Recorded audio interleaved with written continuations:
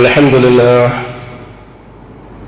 نحمده ونستعينه ونستغفره ونؤمن به ونتوكل عليه ونعوذ بالله من شرور أنفسنا ومن سيئات أعمالنا من يهده الله فلا مضل له ومن يضلل فلا هادي له أشهد أن لا إله إلا الله وحده لا شريك له وأشهد أن محمدا عبده ورسوله اللهم صل على محمد وعلى آل محمد كما صليت على إبراهيم وعلى آل إبراهيم اللهم بارك على محمد وعلى آل محمد كما باركت على إبراهيم وعلى آل إبراهيم إنك حميد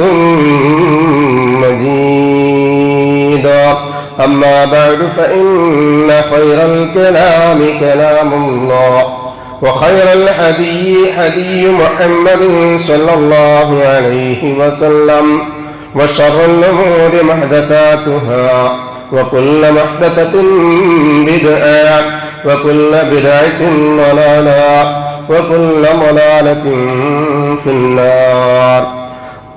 أعوذ بالله من الشيطان الرجيم. بسم الله الرحمن الرحيم. يا أيها الذين آمنوا اتقوا الله حق تقاته ولا تموتن إلا وأنتم مسلمون. بسم الله الرحمن الرحيم. جنات عدن يدخلونها من صلح من آبائهم وأزواجهم وذرياتهم والملائكة يدخلون عليهم من كل باب. ഏറ്റവും ആദരണീയരായ സത്യവിശ്വാസി വിശ്വാസിനികളെ, അള്ളാഹുവിൻ്റെ നിയമനിർദ്ദേശങ്ങൾ ജീവിതത്തിൻ്റെ എല്ലാ മേഖലകളിലും പാലിച്ചും സൂക്ഷിച്ചും മുത്തഖീങ്ങളായി ജീവിച്ചു മരിക്കുവാനുള്ള പരിശ്രമം നടത്തണമേ എന്ന് ആത്മാർത്ഥമായി ആമുഖമായി എന്നോട് എന്ന പോലെ തന്നെ നിങ്ങളോടും ഓർമ്മപ്പെടുത്തുകയാണ്, വസിയ്യത്ത് ചെയ്യുകയാണ്. അള്ളാഹു സുബ്ഹാനഹു വ തആല മുത്തഖീങ്ങളായി ജീവിച്ചു മരിക്കാനുള്ള തൗഫീഖ് നമുക്ക് ഏവർക്കും നൽകി അനുഗ്രഹിക്കട്ടെ. ആമീൻ. സാമൂഹികമായ ജീവിയായ മനുഷ്യനെ സംബന്ധിച്ചിടത്തോളം അവൻ ഒരുപാട് ബന്ധങ്ങളിൽ കൂടിയാണ് മുന്നോട്ട് പോകുന്നത്. അതൊക്കെ അനുഗ്രഹീതമാണ്, ബന്ധനങ്ങൾ ആകാതെ ഇരുന്നാൽ. സ്നേഹബന്ധം, വിവാഹബന്ധം, അയൽപ്പക്ക ബന്ധം, ഇങ്ങനെയുള്ള ബന്ധങ്ങളിൽ അറ്റുപോകാൻ പാടില്ലാത്തൊരു ബന്ധമാണ് അർഹാമുമായിട്ട് ഉള്ള ബന്ധം. എന്താ റഹീം എന്ന് പറഞ്ഞാൽ? കരുണ എന്നതിനർത്ഥമുണ്ട്, ഗർഭപാത്രം എന്നതിനർത്ഥമുണ്ട്. ബന്ധങ്ങളിൽ വെച്ച് ഏറ്റവും വലിയ ബന്ധം ഉദരബന്ധമാണ്. അവനവന്റെ മാതാപിതാക്കളിൽ നിന്ന് തനിക്ക് ഈ ഭൂലോകത്ത് ജീവിക്കാൻ അവസരം നൽകിയതിന്റെ കാരണക്കാർ അവരാണ് എന്നുള്ളത് കൊണ്ട് ആ ഒരു ബന്ധം ഇങ്ങനെ മുറിച്ചു കളഞ്ഞാലും പോകില്ല. പാപ്പാനോട് തെറ്റാം, വേണമെങ്കിൽ ഒരുപാട് കാലം പിണങ്ങി നിൽക്കാം. വാപ്പ മരിച്ചു എന്നുള്ള വിവരം അറിഞ്ഞിട്ടും മക്കൾ ചെന്ന് നോക്കാത്തവരുണ്ടാകാം. വാപ്പാന്റെ ഖബർ എവിടെയെന്ന് പോലും അറിയാത്തവരുണ്ടാവും. രണ്ട് കാരണങ്ങൾ കൊണ്ട് കേട്ടോ. ഒന്ന്, അവിടെ തിരിഞ്ഞു നോക്കാത്ത രണ്ടു തരം ആൾക്കാരുണ്ടാവുമല്ലോ, കാണരുത് എന്നുള്ളത് കൊണ്ടാണ്. മറ്റൊന്ന്, ഏതോ ചെറുപ്പകാലത്ത് അങ്ങനെ അങ്ങോട്ട് പോയി മീസാങ്കല്ലിലൊക്കെ കുത്തുന്ന കാലത്തുണ്ടായിരുന്ന ആ മീസാങ്കല്ല് വരെ വിളിച്ചു പോയിട്ടുണ്ടാവാം. ചില ആൾക്ക് നിരന്തരമായ ബന്ധം ഉണ്ടാവും. ആഴ്ചയിൽ വെള്ളിയാഴ്ച ജുമയൊക്കെ അവിടെ തന്നെ പോകും. അതെന്തുകൊണ്ടാ? ഒരു തെറ്റിദ്ധാരണ കൊണ്ടുണ്ടായതാ. നമ്മൾ ചെന്നാൽ അവിടെ ഉപ്പാക്ക് എന്തെങ്കിലും പ്രത്യേകിച്ച് കിട്ടുമോ, ഉമ്മാക്ക് എന്തെങ്കിലും കിട്ടുമോ? അത് പറയുമ്പോൾ ചിലപ്പോൾ വൈകാരികമായി എന്നോട് ഈർഷ്യൊന്നുണ്ടാവാം. പക്ഷെ ഇസ്ലാമിക തലത്തിൽ നിന്നുകൊണ്ട് തൻ്റെ ഉറ്റവരും ഉടയവരുമായ ആളുകളെ ആ ഖബറിൽ ഇറക്കി വെച്ചു.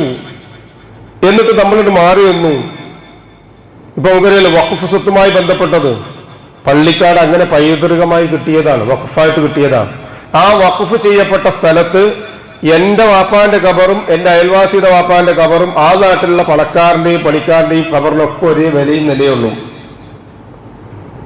വലിയ മീസാങ്കല്ല് കുത്തി ചെറിയ മീസാങ്കല്ല് കുത്തി നേരത്തെ പറഞ്ഞ പോലെ മീസാങ്കല്ല് ഒലിച്ചുപോയി, ഒരു വ്യത്യാസമില്ല. പിന്നെ ഇപ്പൊ എന്താ അവിടെ ഉള്ളത്? വാപ്പാന്റെ ഖബറിന്റെ അവിടെ പോയെങ്കിൽ തന്നെ എന്ന് സംതൃപ്തി ഉണ്ടാകും എന്ന് തോന്നലുണ്ടെങ്കിൽ അത് തെറ്റിദ്ധാരണയാണ്. പിന്നെ എന്താ ഇസ്ലാം പഠിപ്പിച്ചത്? ഇസ്ലാം പഠിപ്പിച്ചത് ഖബർ സിയാർത്താണ്.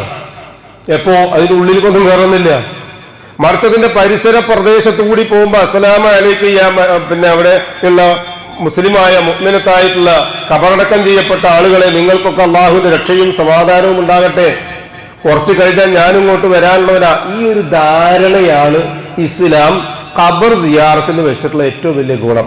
എന്ത്? അവസാനം പറഞ്ഞത് ബിക്കും ലാഹിഖും എന്ന് പറയണേ, ആ ഖബറിന്റെ ഓർമ്മ എനിക്കും നാളെ എന്റെ ശ്വാസം തീർന്നാൽ, എന്റെ ലെനിൻ ഷർട്ട് ഊരി മാറ്റിയാൽ, എന്റെ ബ്രാൻഡഡ് ബ്രീഫ് മാറ്റിയാൽ, എന്റെ ചെരുപ്പഴിച്ചു വെച്ചാൽ, എന്റെ വാച്ചഴിച്ചു വെച്ചാൽ, എന്റെ സ്വത്തും സംവിധാനമൊക്കെ മാറ്റിവെച്ച് എന്നെ ഈ വിറങ്ങലിച്ച പള്ളിക്കാടിലേക്ക് കൊണ്ടുപോകാൻ ഒരുക്കി തയ്യാറാക്കിയ കട്ടിലിന്റെ മുകളിൽ കിടത്തി 3 തുണിക്കാഷ്ടത്തിന്റെ ഉള്ളിലേക്ക് പൊതിയുന്നത് വരെ എനിക്കിതൊക്കെ ഉള്ളൂ. അത് കഴിഞ്ഞാൽ തിരിച്ച് ഞാൻ ഈ മണ്ണിലാണ് കിടക്കേണ്ടത്. സ്വന്തം ബാപ്പ മണ്ണിൽ കിടക്കുക ആലോചിക്കാൻ പറ്റുമോ? ഉമ്മ മണ്ണിക്കിടക്ക് ആലോചിക്കാൻ പറ്റുമോ? എന്നിട്ടും നമ്മൾ എവിടെ കൊണ്ടുപോയി കിടത്തിയതും അത് ലോകത്തെല്ലാവർക്കും ഒരുപോലെയാണ്. അതുകൊണ്ട് റസൂലുള്ളാഹി സ്വല്ലല്ലാഹു അലൈഹി വസല്ലം ഒരു കാലഘട്ടത്തിൽ ഇതുപോലെ ഉണ്ടായിരുന്ന അന്ധവിശ്വാസങ്ങളും അനാചാരങ്ങളും കൂരായ ഇരുട്ടുകളും ഒക്കെ സമൂഹത്തിലേക്ക് കയറി വന്നപ്പോ റസൂൽ സിയാറത്തുൽ ഖുബൂർ, ഇനി ആരും ഖബർ സന്ദർശിക്കരുത് എന്ന് പറഞ്ഞ അല്ലാഹുവിന്റെ റസൂൽ വിലക്കി. അങ്ങോട്ട് ആരും പോകണ്ട. ആണും പെണ്ണും പോയി ഇന്ന് കാണിക്കുന്നതിനേക്കാൾ മഹാവൃത്തിഹീനമായ അവസ്ഥയിൽ ഖബർ സിയാറത്തിന്റെ ഖബറിന്റെ ആപത്ത് കംപ്ലീറ്റ് ആഘോഷങ്ങളാക്കി മാറ്റി. അതുകൊണ്ടാണ് അഷ്റഫുൽ ഖൽഖ് റസൂലുള്ളാഹി സ്വല്ലല്ലാഹു അലൈഹി വസല്ലം വഫാത്താകുന്നതിന്റെ സെക്കൻഡ് മുൻപ് അല്ലാഹുവിനോട് ദുആ നടത്തി. അല്ലാഹു സുബ്ഹാനഹു വ തആല ദുആ ഖബൂലാക്കി. ലാ തജഅൽ ഖബരി വസനൻ യുഅബദ്, അല്ലാഹുമ്മ ലാ തജഅൽ ഖബരി ഈദ. രണ്ട് കാര്യങ്ങളാണ് പറഞ്ഞത്. അല്ലാഹുവേ, എന്റെ ഖബർ ഇന്ന് കാണുന്ന പോലെ ഉറൂസിന്റെ കേന്ദ്രങ്ങളാക്കരുത്. സിയാറത്തുൽ ഖുബൂറിന്റെ പേരിൽ തോന്നിവാസങ്ങൾ നടപാടരുത്. അല്ലാഹുവേ, എന്റെ ഖബർ ആരാധിക്കപ്പെടുന്ന ജൂത ക്രിസ്ത്യാനികൾ ചെയ്തിരുന്നത് പോലെ, അവരിലെ മതപുരോഹിതന്മാരായ ആളുകളൊക്കെ ചെയ്തതുപോലെ അതൊരു ആരാധനാഗേഹമായി മാറ്റരുത്. എന്നിട്ട് ഇപ്പോഴും ഹജ്ജിനും ഉംറയ്ക്കും പോകുന്ന ആൾക്കാരെ നിയ്യത്തെന്താ? റൗള ഷരീഫ് ഒന്ന് കാണാൻ. മക്കയിലോ അതിന്റെ പരിസര പ്രദേശങ്ങളിലോ അല്ലാതെ ഉംറയ്ക്കൊരു സ്ഥാനമില്ല, ഹജ്ജിനൊരു സ്ഥാനമല്ല. പിന്നെ അവിടെ പോകുമ്പോൾ അവിടെ സിയാറത്ത് ചെയ്യാം. റസൂലുള്ളാഹി സ്വല്ലല്ലാഹു അലൈഹി വസല്ലം, അബൂബക്കർ സിദ്ദീഖ് റളിയല്ലാഹു അൻഹു, ഉമർ ഇബ്നുൽ ഖത്താബ് റളിയല്ലാഹു അൻഹു, ഇവരുടെ 3 പേരുടെയും ഖബറിനരികിൽ എത്തുമ്പോൾ സലാം പറയാം. റൗള ഷരീഫ് എന്ന് പറഞ്ഞ പ്രത്യേകമായി അടയാളപ്പെടുത്തിയ ഭാഗത്ത് ഇരുന്ന് ദുആ ചെയ്യാം, നിസ്കരിക്കാം. അതിനൊക്കെ കൂലിയുണ്ട്, ഇല്ലെന്നല്ല. പക്ഷേ ഹജ്ജിൽ ഒരാൾ മദീനത്ത് പോയില്ല, ഉംറയ്ക്ക് പോയ ഒരാൾ മദീനത്ത് പോയില്ല എന്ന് വിചാരിച്ചാൽ അയാൾ ഉംറക്കോ ഹജ്ജിനോ യാതൊരു കുഴപ്പമുണ്ടാവില്ല. അപ്പൊ ഞാൻ പറഞ്ഞു വന്നത്, അഷ്റഫുൽ ഖൽഖ് റസൂലുള്ളാഹി സ്വല്ലല്ലാഹു അലൈഹി വസല്ലം എന്താണോ ദുആ ചെയ്തത്, ആ ദുആ അല്ലാഹു അങ്ങനെ ഖബൂലാക്കി. അതില്ലായിരുന്നെങ്കിൽ ഇന്നത്തെ അവസ്ഥ എന്താ? അതുകൊണ്ട് റസൂലുള്ളാഹി സ്വല്ലല്ലാഹു അലൈഹി വസല്ലം പറഞ്ഞു, നിങ്ങൾ ഖബർ സിയാറത്ത് ചെയ്യരുത്. എന്നിട്ട് കുറച്ചു കാലം കഴിഞ്ഞതിന് ശേഷം റസൂലുള്ളാഹി സ്വല്ലല്ലാഹു അലൈഹി വസല്ലം ഹലാലാക്കി. ഫസൂറുഹാ, ഇനി നിങ്ങൾ പോയി സിയാറത്ത് ചെയ്യുക. അതിനാ തുദക്കിറുകുൽ ആഖിറ, നിങ്ങൾക്ക് പരലോകം ഓർമ്മ വരാനാ. മൗത്ത, നിങ്ങൾക്കും മരിക്കണമെന്ന ബോധം ഉണ്ടാകാനാ. അങ്ങനെയുള്ള ആ ബോധോദയത്തിൽ കവിഞ്ഞു മറ്റൊന്നും ഒരു മാതാപിതാക്കളെ സംബന്ധിച്ചിടത്തോളം ഈ ഭൂമിയിൽ നിന്ന് അവർ മറന്നുപോയാൽ പിന്നെ ഇല്ല ഇല്ല ഇല്ല. റസൂൽ പറയാ, വലദുൻ സ്വാലിഹൻ യദ്ഉ ലഹു, അവന് വേണ്ടി പ്രാർത്ഥിക്കുന്ന മക്കൾ ആണാകട്ടെ പെണ്ണാകട്ടെ. ഈ നാട്ടിൽ ഖബറടക്കം ചെയ്യപ്പെട്ട ഒരു ഉമ്മാന്റെ ഖബറിന്റെ അരികിൽ പോയി തന്നെ ദുആ ചെയ്തില്ല. അമേരിക്കയിലാണ് മകൻ ജോലി ചെയ്യുന്നത്. അവിടെ ഇത് ദുആ ചെയ്താൽ അല്ലാഹു സുബ്ഹാനഹു വ തആല പർവ്വത സമാനമായ പ്രതിഫലം ഉമ്മാന്റെ ഖബറിൽ എത്തിച്ചു കൊടുക്കും, വാപ്പാന്റെ ഖബറിൽ എത്തിച്ചു കൊടുക്കും, ഭാര്യയുടെ ഖബറിൽ എത്തിച്ചു കൊടുക്കും, മകന്റെ ഖബറിൽ എത്തിച്ചു കൊടുക്കും. അതിന് അവിടെ തന്നെ പോകണമെന്നില്ല. അങ്ങനെയുള്ള ബന്ധങ്ങളിൽ ഏറ്റവും വലിയ ബന്ധം ഈ ദുനിയാവിൽ ബാപ്പാനെ വേണമെങ്കിൽ മാറ്റിവെക്കാം, പക്ഷെ ഉമ്മാനെ മാറ്റിവെക്കാൻ കഴിയില്ല. അതിനാണ് പടച്ചോൻ പൊക്കിൾ കൊടി ബന്ധം എന്നൊരു വലിയ ബാധ്യത മനുഷ്യന്റെ വയറ്റത്ത് ചാപ്പടിച്ചിട്ടുണ്ട്, ഒരു കാലത്തും പോകാത്തത്. അപ്പൊ ഇങ്ങനെയുള്ള ബന്ധങ്ങൾ അനുഗ്രഹീതമായി മനുഷ്യൻ അല്ലാഹു സുബ്ഹാനഹു വ തആല നൽകിയതാണ്. അത് ഏറ്റവും അനുഗ്രഹമാണ് എന്ന് തിരിച്ചറിയേണ്ടതാണ്. അത് ഒരു നിലക്കും പൊട്ടിച്ചു കളയാതെ സൂക്ഷിച്ചു പാലിച്ചു ജീവിതത്തിന്റെ മുന്നോട്ട് കൊണ്ടുപോകാനുള്ളതാണ്. ഏതുവരെ രോഗിയായ ഒരാൾ മരണാശയമായ അവസ്ഥയിൽ കിടക്കുകയാണെങ്കിൽ ഉറ്റവരും ബന്ധുക്കളുമായ ആളുകളൊക്കെ വിളിച്ചു വരുത്തിയിട്ട് തെറ്റും പടക്കൊക്കെ ഉണ്ടെങ്കിൽ പൊരുത്തപ്പെടിക്കണമെന്ന് പറയും. എന്തിനാ അത്? മരിക്കുന്നതിന് മുമ്പ് അക്കൗണ്ട് ക്ലിയർ ആക്കാൻ അല്ല, നാളെ പരലോകത്ത് തടയപ്പെടാതിരിക്കാനാ. അത് ബന്ധങ്ങളാണെന്ന് തിരിച്ചറിയാനാ. അല്ലാഹു പറയാ, അഫമൻ യഅലമു അന്നമാ അൻസല ഇലൈക മിർ റബ്ബിക്കൽ ഹഖ് കമൻ ഹുവ അമാ ഇന്നമാ യതദക്കറു ഉലുൽ അൽബാബ്. അല്ലാഹുവിന്റെ റസൂലേ, അങ്ങേക്ക് ഇറക്കി തന്ന പടച്ചതമ്പുരാന്റെ കിതാബിൽ പറഞ്ഞ കാര്യങ്ങൾ കൃത്യമായി മനസ്സിലാക്കുന്ന ഒരുത്തനും കണ്ണ് കാണാത്ത ഒരുത്തനും തുല്യമാകുമോ? അള്ളാഹു നമുക്ക് നൽകിയ വലിയ നിഅമത്താണ് സഹോദരന്മാരെ. ഖുർആൻ മുമ്പിൽ വെച്ചിട്ട് അതിന്റെ ലിപി എന്താണെന്ന് തിരിച്ചറിയാൻ കഴിയാത്ത രണ്ട് കണ്ണും കാണാത്ത സഹോദരന്മാരില്ലേ? അതിന്റെ വശ്യസുന്ദരമായ ശബ്ദം എങ്ങനെയാണെന്ന് കേൾക്കാൻ കഴിയാത്ത, കാത് കേൾക്കാത്ത പാവുകളില്ലേ നമ്മുടെ നാട്ടില്? അതിനെപ്പറ്റി ചിന്തിക്കാൻ കഴിയാത്ത മനുഷ്യന്മാരില്ലേ നമ്മുടെ നാട്ടില്? അൽഹംദുലില്ലാഹ്, നമ്മളെയൊക്കെ പടച്ചവൻ എവിടെയാണ് വെച്ചിട്ടുള്ളത്? നമ്മൾ എത്ര ശുക്ർ പറഞ്ഞാലും മതിയാകൂല്ലല്ലോ. എന്നിട്ട് അല്ലാഹു പറയുന്നു, ഉലുൽ അൽബാബ്, ബുദ്ധിമാന്മാരാണ് ചിന്തിക്കുക. ആ ബുദ്ധിമാന്മാർ ആരൊക്കെയാ? അല്ലാഹു സുബ്ഹാനഹു വ തആല പരിചയപ്പെടുത്തുക, അല്ലദീന യൂഫൂന ബിഅഹ്ദില്ലാഹി വലാ യൻഖുദൂനൽ മീസാഖ്. ഈ നേരത്തെ പറഞ്ഞ ബന്ധങ്ങളില്ലേ, അത് അള്ളാഹുമായിട്ടുള്ള ബന്ധപ്പെടുത്തപ്പെട്ട കരാറുകളാണ്. മാതാപിതാക്കളോട്, കുടുംബത്തോട്, ബന്ധുക്കളോട്, നാട്ടുകാരോട്, സ്നേഹജനങ്ങളോട് ഇന്നലെ വരെ മിണ്ടാതെ നിന്നിരുന്ന ഒരാൾ ഇന്ന് അവനവന്റെ വീട്ടിലേക്ക് ഒരു അതിഥിയായി വന്നാൽ അതിഥിയോടും കാണിക്കണം മര്യാദ. നാട്ടി പുറത്താക്കാൻ പാടില്ല, അതിനുള്ള അവകാശമില്ല. പടിപ്പുറത്തിൽ ചവിട്ടെടുത്ത് പറഞ്ഞു ചില ആൾക്കാർ, എന്റെ പടിപ്പുറത്ത് ചവിട്ട്. ആ പടി ആരുടെ ഇഷ്ടം? ഈ ഭൂമിന്റെ മുകളിലുള്ള പടിയാ പടച്ചോനെ നിളക്കാന്ന് വെച്ചാൽ എന്റെ പടിയും വീടും ഒക്കെ കൂടി മണ്ണിന്റെ അടിയിലേക്ക് പോകും. അതുകൊണ്ട് അവകാശവാദം അഹങ്കാരത്തിന്റെ രൂപത്തിൽ പറയരുത്. പടി കയറി വരുന്നവരെ ആട്ടി പറയരുത്. അള്ളാന്റെ ഖുർആനാണ് നമ്മൾ ഓതാറിലെ സഹോദരന്മാര്. സൂറത്തുൽ ദുഹ നിർത്തോക്കെ, നിന്റെ പടിയിലേക്ക് കയറി വരുന്നവനെ ആട്ടിപ്പായിക്കാനുള്ള അർഹത നിനക്കില്ലാതെ വരുമ്പോഴാണ് നീ യഥാർത്ഥ വിശ്വാസിയാകുന്നത് എന്ന് അല്ലാഹു സുബ്ഹാനഹു വ തആല നമ്മളെ പഠിച്ചില്ലേ. അതുപോലെ തന്നെ വലാ യൻഖുദൂനൽ മീസാഖ്, കരാറുകൾ, ബന്ധങ്ങൾ മുറിച്ചു കളയുകയും ചെയ്യരുത്. അങ്ങനെയുള്ള ബുദ്ധിമാന്മാരായ ആളുകളെ സംബന്ധിച്ച് അല്ലാഹു വീണ്ടും പറയുന്നു, വല്ലദീന യസിലൂന മാ അമറല്ലാഹു ബിഹി അയ്യൂസല വയഖ്ശഊന റബ്ബഹും വയഖാഫൂന സൂഅൽ ഹിസാബ്. ബുദ്ധി ഉണ്ടോ? ആ ബുദ്ധിയുള്ളവന്റെ അടയാളമാണ് എന്ത്? അല്ലദീന യസിലൂന മാ അമറല്ലാഹ്, അല്ലാഹ് ചാർത്താൻ വേണ്ടി പറഞ്ഞ, കൂട്ടി യോജിപ്പിക്കാൻ വേണ്ടി പറഞ്ഞ, വിളക്കി തീർക്കാൻ വേണ്ടി പറഞ്ഞ, അറ്റിച്ച് കളയരുതെന്ന് പറഞ്ഞ കാര്യങ്ങളെ വളരെ കൃത്യമായ രൂപത്തിൽ ചാർത്തിക്കൊണ്ടിരിക്കുന്ന ആളുകൾ. അയ്യൂസല, അവയെ പാലിക്കുന്നു. എന്തുകൊണ്ടെന്നോ, വയഖ്ശൗന റബ്ബഹും, അല്ലാഹനെ പേടിച്ചിട്ട്, റബ്ബിനെ ഭയപ്പെട്ടത് കാരണമായിട്ട്, വയഖാഫൂന സൂഅൽ ഹിസാബ്, നാളെ റബ്ബിന്റെ കോടതിയിൽ പോയി നിന്നാൽ കഠോരമായ ശിക്ഷയ്ക്ക് മുൻപുണ്ടാകുന്ന വിചാരണ കഠിനമായി തീരുന്നതിനെ ഭയപ്പെട്ട ആളുകൾ. ഇത് രണ്ടും ഉണ്ടായാൽ വളരെ കൃത്യമായിരിക്കും ജീവിതം. കൽപ്പിക്കപ്പെട്ട ബന്ധങ്ങൾ ചാർത്തുകയും റബ്ബിനെ ഭയപ്പെടുകയും ചെയ്യും. എന്തുകൊണ്ടാ? കടുത്ത വിചാരണ വരുന്നതിന് മുമ്പ് ജീവിതത്തിൽ സഹോദരന്മാരെ ഒരുപാട് പ്രയാസങ്ങൾ ഉണ്ടാവും. ഇത് പറയുമ്പോൾ നമുക്ക് തോന്നും, ഞാൻ അയാളുടെ ബന്ധം, ഇയാളുമായിട്ടുള്ള ബന്ധം പല രൂപത്തിൽ നന്നാക്കാൻ വേണ്ടി ചേർന്നിട്ടും എന്നെ ആട്ടിപ്പായിച്ചില്ലേ. ഒരു കുടുംബ ബന്ധം യോജിപ്പിക്കാൻ നല്ല പ്രയാസമാണ്.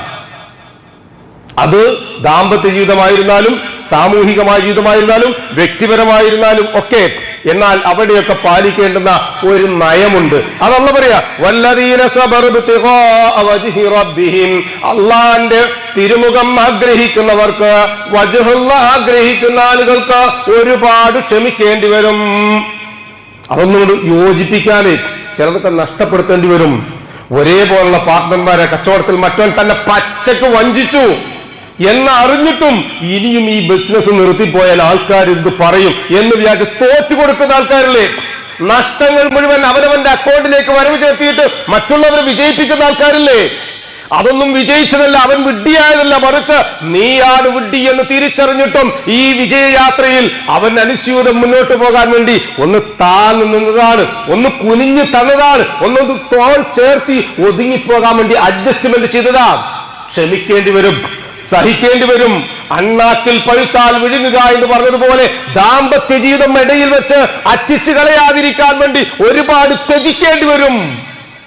അല്ലാഹു പഠിപ്പിച്ചതാ, വല്ലദീന സബറു ഇബ്തിഗാഅ വജ്ഹിഹിം വഅഖാമുസ്സലാ. രണ്ടാമത്തെയാണ് അഖാമുസ്സലാ, നിസ്കാരം നിലനിർത്തുക. ചില ആൾക്കാരുണ്ട്, എന്ത് പ്രശ്നം ഉണ്ടെങ്കിലും സാമ്പത്തികമായിട്ട്, നേരത്തെ പറഞ്ഞ കുടുംബപരമായിട്ട് ആദ്യം ഊരിന്ന് പ്ലഗ് എവിടുന്നാന്നറിയോ? പടച്ചോനുമായിട്ടുള്ളതാ. ഒരു ബന്ധമല്ല, നിസ്കരിക്കാൻ കണ്ടില്ല, എന്തേ?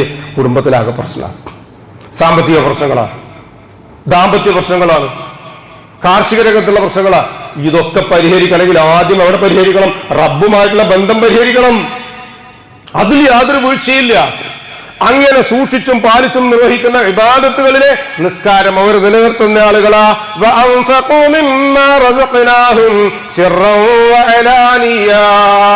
രഹസ്യമായും പരസ്യമായും, ഉണ്ടാകുമ്പോ ഇല്ലാത്തപ്പോഴും ഒക്കെ അല്ല പറയാ സിർറൻ, രഹസ്യമായി കൊടുക്കുന്ന ആളുകൾ. മറ്റൊന്ന് അലാനിയത്ത്, പരസ്യമായി കൊടുക്കുന്ന ആൾക്കാർ. മറ്റൊരു ഭാഗത്ത് പറഞ്ഞു ഉള്ളപ്പോഴും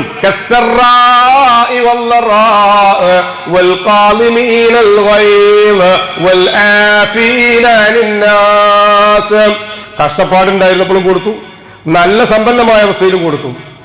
അതുപോലെ തന്നെ ജനങ്ങൾക്ക് വിട്ടുവീഴ്ച ചെയ്തു കൊടുത്തു. ജനങ്ങളോട് തന്റെ മനസ്സൊന്ന് തുറന്നു വെച്ചു. ആരോടെങ്കിലുള്ള പക, അങ്ങാടി തോറ്റാൽ അമ്മയോട് എന്ന് പറഞ്ഞ പോലെ വീട്ടിൽ വന്നിട്ട് ആ എഴുപ്പനക്കുക. പല ആൾക്കാരും ദാമ്പത്യ ജീവിതത്തിൽ പ്രശ്നം എന്താ? ഉപ്പ ഗ്ലൂമിയാണ്, അല്ലെങ്കിൽ ഉമ്മ ഗ്ലൂമി. എന്ത് കാരണം? ജോലി സ്ഥലത്തുണ്ടായതിന്റെ ഇറിറ്റേഷൻ മുഴുവൻ തീർക്കുന്നവരുടെ ഭാര്യയോട് അല്ല, അത് പഠിക്കേണ്ടതുണ്ട് ഭാര്യ. തന്റെ ഭർത്താവ് ഒരല്പം എന്തെങ്കിലും രൂപത്തിൽ മാനസികമായിട്ട് അകൽച്ചയുണ്ടാകുന്നുണ്ടെങ്കിൽ കാരണം കണ്ടുപിടിക്കേണ്ടവർ വരിക. ഏതെങ്കിലും പെണ്ണുമായിട്ട് അഫെയർ ഉണ്ടെന്ന് മനസ്സിലാക്കാനില്ല. ജോലി സ്ഥലത്ത് വല്ല സമ്മർദ്ദങ്ങളുണ്ടോ? മക്കള് കാശയച്ചില്ല, തിരിഞ്ഞു നോക്കുന്നില്ല, വിളിക്കുന്നില്ല. പരാതിയാണ് ആധുനിക സമൂഹത്തിലെ മാതാപിതാക്കൾക്കും. ആരെങ്കിലും ചോദിക്കാറുണ്ട്, പൊന്നുപോലെ ഈ ഭക്ഷണം കഴിച്ചോടാ, എന്റെ ജീവിതം എങ്ങനെയാ, നിന്റെ ജോലിക്കനുസരിച്ച് ശമ്പളമുണ്ടോ, ജോലിയിൽ വല്ല മാനസികമായ സംഘർഷങ്ങളുണ്ടോ?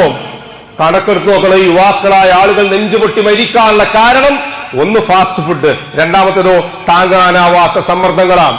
ഒരുപാട് കഷ്ടപ്പാട് സഹിച്ചിട്ട് വളർത്തിയുണ്ടാക്കിയവർ പഠിപ്പിച്ചിട്ടും ആ പഠിച്ച മേഖലയിൽ എത്തിത്തീരാതെ ഏതെങ്കിലുമൊക്കെ സ്ഥാപനങ്ങളിൽ വളരെ ചെറിയ ജോലിക്ക് ശമ്പളത്തിനൊക്കെ ജോലി ചെയ്യുമ്പോൾ വീട്ടിൽ നിന്ന് വരുന്ന കണക്കുകൾ, കുടുംബത്തിൽ നിന്ന് വരുന്ന കണക്കുകൾ, ഒന്നും കാണാത്ത ഒരു കണ്ണും കാതും കെട്ടിയ ഒരു പൊട്ടിയ പെണ്ണിനെ പോലെ ആവലാദികളുടെ മുഴുവൻ ഭാണ്ഡങ്ങൾ ഭർത്താവിന് നേരെ അഴിച്ചുവിടുന്ന ഒരു ഭ്രാന്തിയായ പെണ്ണിനെ പോലെയുള്ള ആളുകളായി മാറുമ്പോൾ സ്വാഭാവികമായിട്ടും പിരിമുറുക്കമുണ്ടാകും. അതിനൊക്കെ ഒരു പരിധിയും പരിമിതിയും, അത് കഴിഞ്ഞാൽ നിയന്ത്രണം വിടും. അതുകൊണ്ട് എല്ലാ രംഗങ്ങളിലും അതത് മനസ്സിലാക്കുന്ന രൂപത്തിൽ അവനവന്റെ വരവും ചെലവും അനുസരിച്ച് ജീവിക്കാൻ പഠിക്കുന്നതിനിടയിൽ നിന്ന് ചിലപ്പോൾ ഇങ്ങനെ രഹസ്യമായും പരസ്യമായും ഒക്കെ കൊടുക്കുന്നതിനിടയിൽ നിന്ന് ചിലപ്പോഴൊക്കെ മനുഷ്യർ അങ്ങോട്ടുകൊണ്ടും എളുപ്പമുണ്ടാകും. അവിടെ ഉണ്ടാകുമ്പോൾ ജനങ്ങളോട് ഈർഷ്യത കാണിക്കാതെ, കുടുംബ ബന്ധങ്ങൾ അറ്റിച്ചു കളയാതെ, ബന്ധങ്ങൾ പവിത്രമാണെന്ന് മനസ്സിലാക്കിയിട്ടും നിസ്സാരമായ കാര്യത്തിന്റെ പേരിൽ തല്ലി ചിതറാതെ മുന്നോട്ട് കൊണ്ടുപോകാൻ കഴിയുന്ന ആളുകളായിരിക്കണം.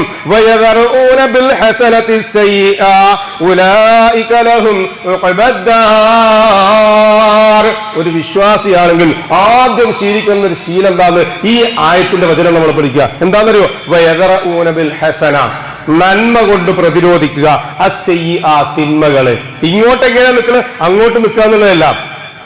അങ്ങോട്ട് എങ്ങനെ നിൽക്കുന്നു എന്ന് നമ്മളാ തീരുമാനിക്കേണ്ടത്. ഇങ്ങോട്ട് എങ്ങനെ നിന്നാലും ശരി, എങ്ങനെ നിന്നാലും ശരി, അത് നെഗറ്റീവായിരുന്നാലും പോസിറ്റീവായിരുന്നാലും ഞാൻ നിൽക്കേണ്ടത് ഒരു വിശ്വാസി എന്നുള്ള നിലയ്ക്ക് എന്നിൽ നിന്ന് അനിഷ്ടകരമായ വാക്കുണ്ടാകാൻ പാടില്ല, എന്നിൽ നിന്ന് അനിഷ്ടകരമായ പ്രവൃത്തി ഉണ്ടാകാൻ പാടില്ല. എന്റെ കൂടെ നിൽക്കുന്ന ആള് ഹെപ്പും ബാത്തുലും ഇല്ലാതെ പച്ചക്ക് പറ്റിക്കുമ്പോ ഞാൻ എന്തിനു സഹിക്കണം, അവരെ കുറിച്ച് ഞാനും പറ്റിക്കാം എന്ന് ധരിക്കാൻ എനിക്ക് പാടില്ല. കാരണം ഞാൻ മുസ്ലിമാ, 5 നേരം നിസ്കരിക്കുന്നവനാ, എനിക്ക് ഹക്കിനെ പറ്റി ബാത്തിനെ പറ്റി നന്നായിട്ട് അറിയുന്നവനാ. അതുകൊണ്ട് അവൻ എങ്ങനെയാവും, എനിക്കങ്ങനെ ആകാൻ പാടില്ല. അവൻ എന്തും പറയാം. നാവിനെല്ലാത്തൊരു മനുഷ്യൻ എന്തും പറയാനോ? ഡബിൾ ബ്ലാക്ക് ബെൽറ്റ് എടുത്ത് നാവിന്റെ ആൾക്കാരില്ലേ, ബ്രൂസിലിയായ നാവിന്റെ ആൾക്കാരില്ലേ, നമ്മളെ പറഞ്ഞ് പറ്റിക്കുന്ന ആൾക്കാരില്ലേ, ചതിക്കുന്ന ആൾക്കാരില്ലേ, അവനും നാവ് വഴങ്ങുമായിരിക്കും. പക്ഷെ എന്റെ നാവ് തളച്ചിടപ്പെട്ടിട്ടുണ്ട്. അത് റബ്ബ് എനിക്ക് നൽകിയ ക്ലിപ്പ് കൊണ്ടാ, എന്റെ ദൗർബല്യമല്ല. അത് നമ്മൾ തിരിച്ചറിയണം. എന്റെ ദൗർബല്യമല്ല, എന്റെ കഴിവുകേടല്ല, മറിച്ച് എന്നെ അള്ളാഹു മുസ്ലിമായി തെരഞ്ഞെടുത്തു എന്നതുകൊണ്ട് എനിക്ക് ചില ചട്ടവട്ടങ്ങളുണ്ട്, അതിൽ നിന്നേ സംസാരിക്കാൻ പാടുള്ളൂ എന്ന് മനസ്സിലാക്കിയത് കൊണ്ടാണ്. അങ്ങനെ ദുനിയാവിൽ നന്മകൾ കൊണ്ട് തിന്മകളെ പ്രതിരോധിക്കുകയും ചെയ്താൽ അവർക്കാണ് ശുഭകരമായ പര്യവസാനം ഉണ്ടാകുക.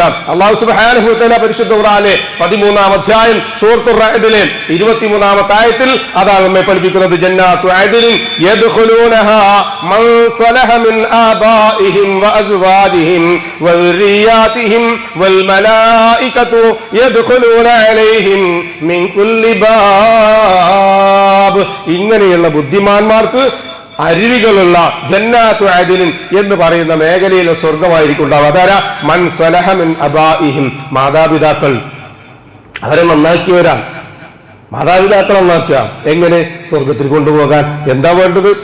ദുനിയാവിൽ ചിലപ്പോ അറിവില്ലാത്തവരായിരിക്കും, അബദ്ധങ്ങൾ ചെയ്തവരായിരിക്കും. അവർക്ക് വേണ്ടി ആത്മാർത്ഥമായി മഗ്ഫിറത്തിനെ തേടുക എന്നുള്ളതാണ് മാതാപിതാക്കൾക്ക് വേണ്ടി മക്കൾ ചെയ്യാനുള്ള ഏറ്റവും പ്രധാനപ്പെട്ട കാര്യം.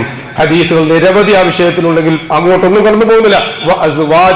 സ്വന്തം കൂടെ കടന്ന് ജീവിച്ച തന്റെ ഭാര്യയെ, തന്റെ വിയർപ്പിന്റെ ഗന്ധം പറ്റുന്ന ഭർത്താവിനെ, അവരില്ലാതെ എല്ലാ നാളെ സ്വർഗത്തിലേക്ക് പോകേണ്ടത് അവരോടൊപ്പമാണ്. അവരുടെ സന്താനങ്ങളെയും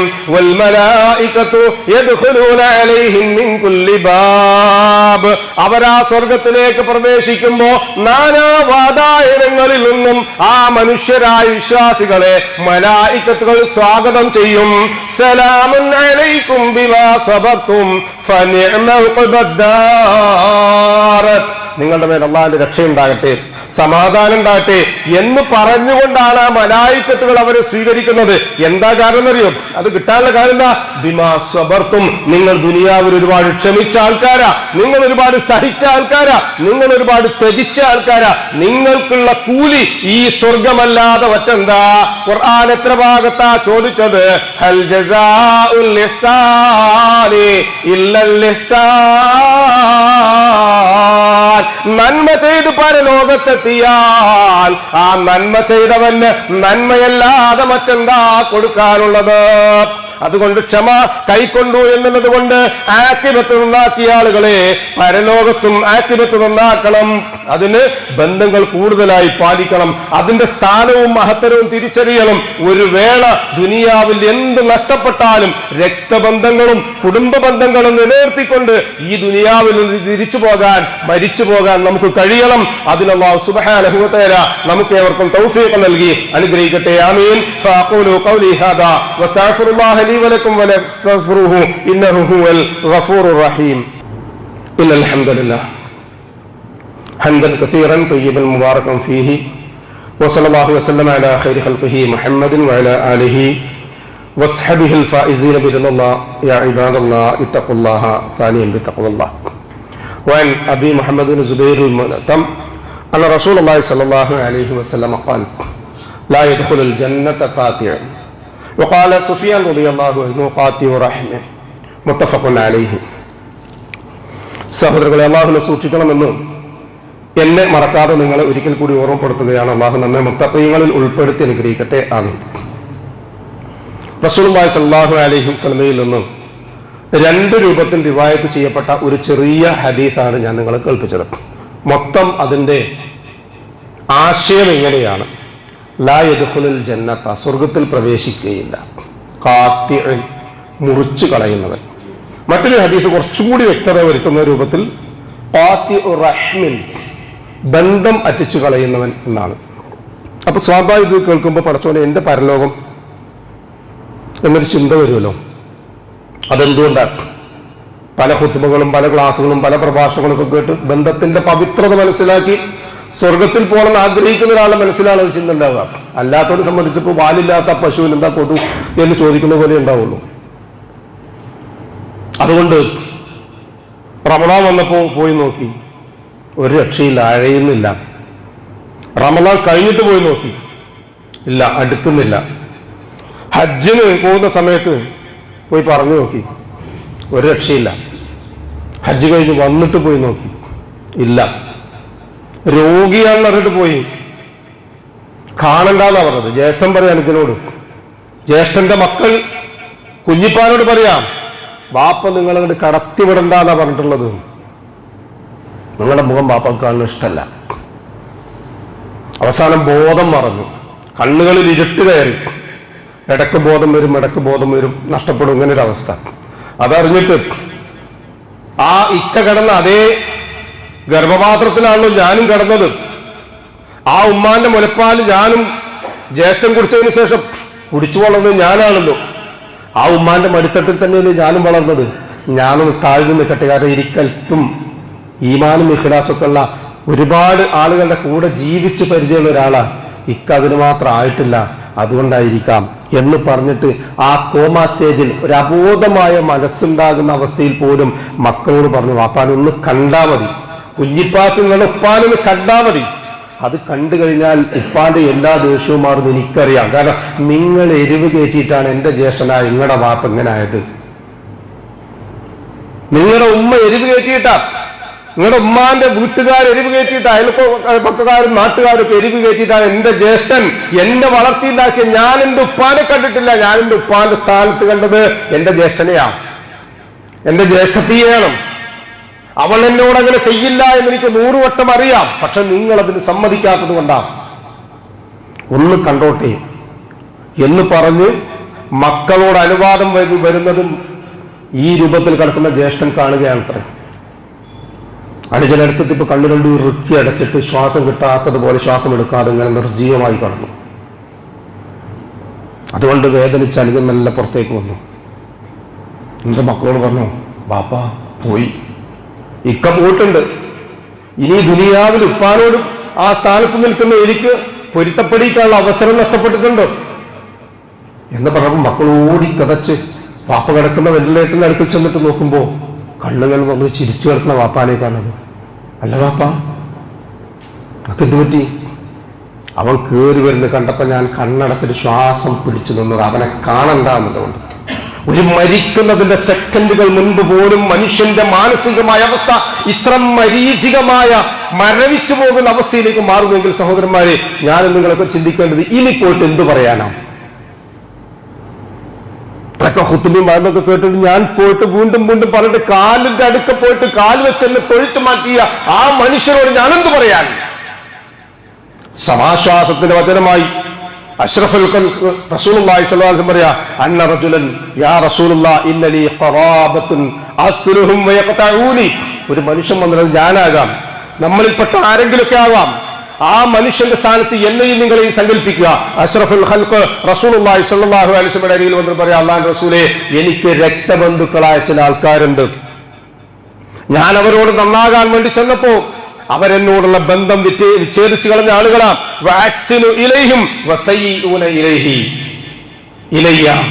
ഞാൻ അവരോട് നന്മയ്ക്ക് വേണ്ടി, നല്ലതിനു വേണ്ടി ഇഹ്സാനോടുകൂടി ചെന്നപ്പോ അവരെന്നെ തിന്മയുടെ ഭാഗം കൊണ്ടാണ് പ്രതിരോധിച്ചതും. ഞാൻ അവരോട് വിവേകത്തോടുകൂടി പെരുമാറിയപ്പോൾ അവർ ജാഹിലിയത്താണ് എന്നോട് കാണിച്ചതും.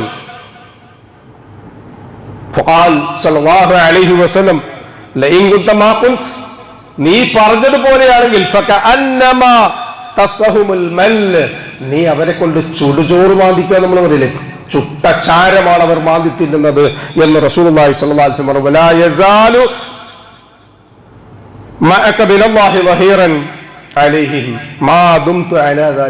നിന്റെ മാനസികമായ അവസ്ഥ ഇങ്ങനെയായിരിക്കെ നീ അവരോട് ചെന്നിട്ടും അവർ നിന്നോട് പൊരുത്തപ്പെടാൻ തയ്യാറാകുന്നില്ല എങ്കിൽ അവരുടെ കാര്യം അല്ലാഹു നോക്കിക്കോളും, നിന്റെ കാര്യം റബ്ബ് നോക്കിക്കോളും. ബന്ധങ്ങൾ എന്ന് പറഞ്ഞൊരു നൂലാണ്, തീയിന് മുകളിൽ കെട്ടിയുണ്ടാക്കപ്പെട്ടൊരു നൂല്. അത് എപ്പോ അറ്റിച്ചോ ആ അറ്റിച്ചടത്ത് നേരെ തീയിലേക്ക് വീഴും. അതുകൊണ്ട് ബന്ധങ്ങൾ പവിത്രമാണെന്ന് മനസ്സിലാക്കി ആ പവിത്രമായ ബന്ധത്തിലൂടെ സ്വർഗത്തിലേക്ക് അടുക്കാൻ അല്ലാഹു സുബ്ഹാനഹു വ തആല നമുക്ക് നൽകിയ നൂൽപാലങ്ങളെ അറ്റിച്ചു കളയാതിരിക്കുക എന്നുള്ളതാണ് വിശ്വാസിയുടെ ഏറ്റവും വലിയ തിരിച്ചറിവ്. അത്തരം മഹാഭാഗ്യവാന്മാരിൽ ഉൾപ്പെടാനുള്ള തൗഫീഖ് അല്ലാഹു സുബ്ഹാനഹു വ തആല നമുക്ക് ഏവർക്കും നൽകി അനുഗ്രഹിക്കട്ടെ. മനുഷ്യ സഹജമായി വന്നുപോകുന്ന എല്ലാ വീഴ്ചയും അബദ്ധങ്ങളും തെറ്റും കുറ്റവും അള്ളാഹു പുറത്ത് മാപ്പാക്കി തന്ന് ഇരു ലോകത്തും നമ്മെ അനുഗ്രഹിക്കട്ടെ. നമ്മിൽ നിന്നും മരണപ്പെട്ടവർക്ക് അള്ളാഹു മഗ്ഫിറത്തും റഹ്മത്തും നൽകി അനുഗ്രഹിക്കട്ടെ. അവരുടെ ബർസഖിയായ ജീവിതം അള്ളാഹു റാഹത്താക്കി കൊടുക്കട്ടെ. രോഗികളായ ആശുപത്രികളിലും വീടുകളിലും കഴിഞ്ഞുകൂടുന്നവർക്ക് ഷാഫിയായ റബ്ബ് ആജിലും കാമിലുമായ ശിഫ നൽകി അനുഗ്രഹിക്കട്ടെ. ആഫിയത്തും ദീർഘായുസ് നൽകി അനുഗ്രഹിക്കട്ടെ. രോഗബാധിതരും പ്രായാധിക്യമുള്ളവരുമായി വീടുകളിലും ആശുപത്രികളിലും കഴിഞ്ഞുകൂടുന്നവർ, ശാരീരികമായ അവശതയുള്ള ആളുകൾ, അല്ലാഹു സുബ്ഹാനഹു വ തആല എല്ലാവർക്കും അവനവന്റെ കാര്യങ്ങൾ പരസഹായം കൂടാതെ നിർവഹിക്കുവാൻ ആവശ്യമായ സിഹത്തും താഖത്തും ആഫിയത്തും നൽകി അനുഗ്രഹിക്കട്ടെ. ഉപജീവനത്തിന്റെ, റിസ്ഖിന്റെ, മഈശത്തിന്റെ എല്ലാ മേഖലകളിലും അല്ലാഹു ഖൈറും ബറക്കത്തും വർഷിച്ച് നമ്മയും നമ്മുടെ കുടുംബത്തെയും അനുഗ്രഹിക്കട്ടെ. നമ്മോട് ദുആയ്ക്ക് വസിയത്ത് ചെയ്തവരുടെ നല്ല മുറാദുകൾ അല്ലാഹു ഹാസിലാക്കി കൊടുക്കട്ടെ. പ്രയാസങ്ങളും ബുദ്ധിമുട്ടുകളും അല്ലാഹു അവരുടെയും നമ്മുടെയും എളുപ്പമാക്കട്ടെ. ഈമാനും ഇഖ്ലാസും തഖ്വയും ഖുശൂഉം ഉള്ളവരായി ജീവിക്കുവാനും ജീവിതാന്ത്യവരെ മുത്തഖീങ്ങളായി തുടരാനുമുള്ള തൗഫീഖ് അല്ലാഹു നമുക്ക് ഏവർക്കും നൽകി അനുഗ്രഹിക്കട്ടെ. മരണസമയത്ത് അഫ്ളലുൽ ദിക്ർ ലാ ഇലാഹ ഇല്ലല്ലാഹ് എന്ന കലിമ കാമിലായ ഈമാനോടുകൂടി പറഞ്ഞ് പുഞ്ചിരിയോടുകൂടി കണ്ണടയ്ക്കുന്ന മഹാഭാഗ്യവാന്മാരിൽ ഉൾപ്പെടാൻ അല്ലാഹു നമുക്ക് ഏവർക്കും തൗഫീഖ് നൽകി അനുഗ്രഹിക്കട്ടെ. പാരത്രികമായ ലോകത്ത് അമ്പിയാക്കളും മുർസലുകളും ഔലിയാക്കളും സലഫുസ്സാലികളും സിദ്ദീഖുകളും ശുഹദാക്കളുമുള്ള സ്വർഗത്തിൽ പ്രവേശിക്കാൻ സാധുക്കളായ നമ്മുടെ മാതാപിതാക്കൾക്കും നമുക്കും കൂട്ടുകുടുംബങ്ങൾക്കും സന്താന പരമ്പരകൾക്കും അല്ലാഹു തൗഫീഖ് നൽകി അനുഗ്രഹിക്കട്ടെ. അല്ലാഹുമ്മ ഗ്ഫിർ ലിൽ മുഅ്മിനീന വൽ മുഅ്മിനാത്ത് വൽ മുസ്ലിമീന വൽ മുസ്ലിമാത്ത് അൽ അഹ്യാഇ മിൻഹും വൽ അംവാത്ത് ഇന്നക മുജീബുദ് ദഅവാതി യാ ഖാദിയൽ ഹജാത്ത്. ربنا تقبل منا إنك أنت السميع العليم وتب علينا إنك أنت التواب الرحيم واغفر لنا يا غافر المذنبين. ربنا هب لنا من أزواجنا وذرياتنا قرة أعين واجعلنا للمتقين إماما. ربنا ظلمنا أنفسنا وإن لم تغفر لنا وترحمنا لنكونن من الخاسرين. اللهم أعز الإسلام والمسلمين وأذل الشرك والمشركين.